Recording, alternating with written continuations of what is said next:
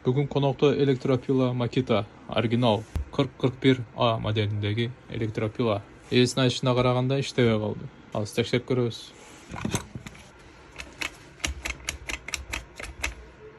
Тура эле иштебей калыптыр. Моторун ачпай туруп, биринчи рычагга көңүлүм түштү. Рычаг алдыда турат. А бул эгер алдыда турган болсо, анда ток моторго өткүзбөйт. Бул деген предохранитель деп койсо болот. Шуну аркага тартып жүргүзүп көрөбүз.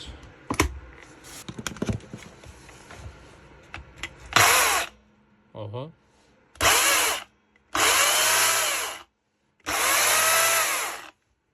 Демек, буну кимдир бирөө алдыга туртуп койгон, ошонун эсебинен мотор иштебей калган.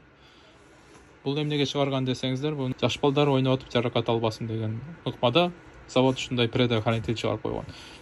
Өзү сүрөтү деле айтып берет.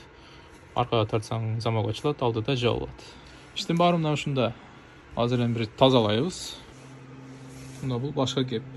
Ал эми айтаарым, билбеген уят эмес, сурабаган уят. Көрүшкөнчө.